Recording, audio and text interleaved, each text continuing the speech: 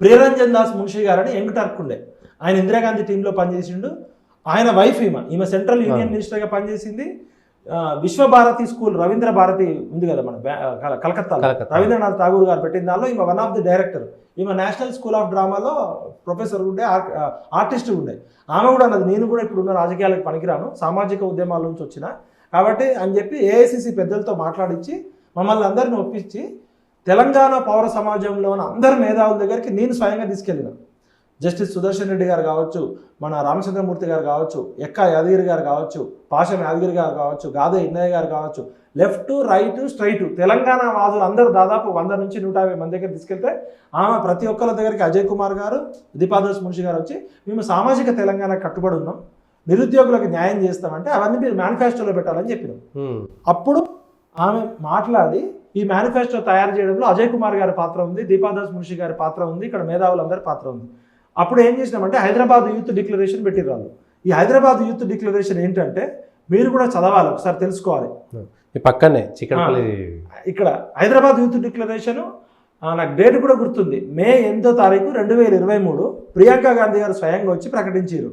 అభయహస్త మేనిఫెస్టోలో అమరవీరులు ఉద్యమకారుల త్యాగాలకు గుర్తింపు, తెలంగాణ తొలి మలిదశ ఉద్యమాలలో ప్రాణాలు అర్పించిన యువతీ యువకులకు ఉద్యమ వీరులుగా గుర్తించి వారి కుటుంబంలో ఒకరికి ప్రభుత్వ ఉద్యోగము మరియు తల్లి తండ్రి భార్యకు ఎవరికైనా ఒకరికి నెలకి 25,000 రూపాయలు నెలవారీ అమరవీరుల గౌరవ పెన్షన్ అందజేస్తామని చెప్పారు. ఇది మేము పెట్టించింది. ఉద్యమంలో పాల్గొన్న యువతపై నమోదైన కేసులను ఎత్తివేయడంతో పాటు జూన్ 2న వారికి తెలంగాణ ఉద్యమకారులుగా ప్రభుత్వ గుర్తింపు కార్డు. మొన్న జూన్ 2వ తారీఖు తెలంగాణ 10 సంవత్సరాల ఉత్సవాలు అయితే ఒక్క ఉద్యమకారుడికి కూడా, ఒక కోదండరామ్ సార్ టీముకు తప్ప తెలంగాణ ఉద్యమంలో 69 ఉద్యమకారులకు కానీ మాకు కానీ ఎవ్వరికి కూడా పిలుపు లేదు. ఇక్కడ అవమానించారు. ఇంతవరకు అమరవీరుల కుటుంబాలను గుర్తించలేదు. ఇంకొకటి, ఇప్పుడు నిరుద్యోగుల గురించి వాళ్ళు ఏం చెప్పారంటే స్వయంగా ప్రియాంక గాంధీ గారు సరూర్ నగర్ స్టేడియంలో 50,000 మంది నిరుద్యోగుల సమక్షంలో 8వ తారీఖు మే నెల 2023 యూట్యూబ్లో డౌన్లోడ్ చేయండి, ఆ రోజు ప్రెస్ క్లిప్పింగ్లు చూడండి. పారదర్శకంగా ప్రభుత్వ ఉద్యోగాలు నియామకాలు చేస్తాం.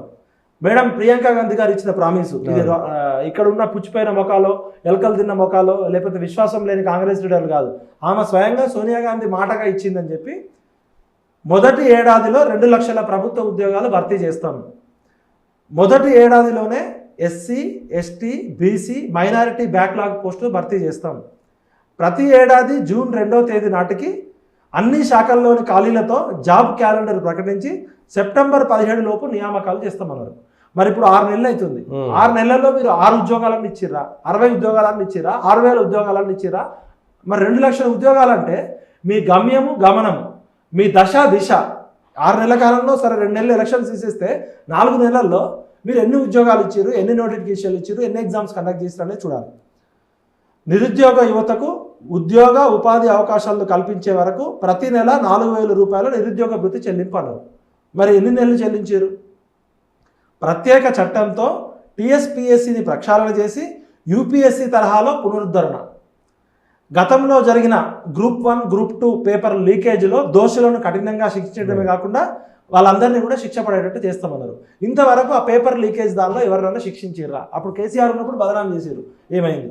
ఇది మన కేసీఆర్ చేసిన దానికి చెప్పింది. కేసీఆర్ని గతంలో బదనాం చేశారు కదా, ఇప్పుడు మరి ప్రియాంక గాంధీ గారు ఏం ఆన్సర్ చెప్తారు? ప్రియాంక గాంధీ గారు డిక్లరేషన్ ఇచ్చారు కాబట్టి ప్రియాంక గాంధీ గారు స్వయంగా వచ్చి చెప్పారు, సోనియా గాంధీ మా అమ్మ తెలంగాణ ఇచ్చింది, మా ఇందిరాగాంధీ మీకు అన్యాయం చేసి ఉండొచ్చు 69లో, కానీ మా అమ్మ ఇచ్చిన మాట ప్రకారం తెలంగాణ ఇచ్చింది, సోనియా గాంధీ మాటగా నేను చెప్తున్నా అని ప్రియాంక గాంధీ గారు చెప్పారు. Madam Priyanka Gandhiji, we are requesting you and demanding you, if you don't fulfil your promises, our youth, Telangana youth will come to Wayanad and question you also. And we will come to Delhi and we will come to AICC office and we will come to your home also. We are requesting you, please fulfill your promises. నిరుద్యోగులకు నేను ఏం చెప్తున్నా అంటే, మనము ధర్నాలు చేయక్కర్లే, రాస్తారోకాలు చేయక్కర్లే, ఆత్మహత్యలు చేయక్కర్లే, arrest కావక్కర్లే. Priyanka Gandhi గారు ఏదైతే మాట్లాడారో ఆ స్పీచ్ను డౌన్లోడ్ చేసి ఒకసారి మళ్ళీ ఎక్స్లో, ఇప్పుడు 30 లక్షల మంది నిరుద్యోగులు ఉన్నారు, ఒకసారి 30 లక్షల మంది మీరు ట్వీట్ చేయండి. మరి సోనియా గాంధీ గారు కూడా మర్చిపోయి ఉండొచ్చు, ప్రియాంక గాంధీ గారు కూడా మర్చిపోయి ఉండొచ్చు. వాళ్ళకి తెలంగాణలో ప్రభుత్వం వచ్చింది కాబట్టి మర్చిపోతారు. కాబట్టి గుర్తు చేయాల్సిన బాధ్యత ఉంది.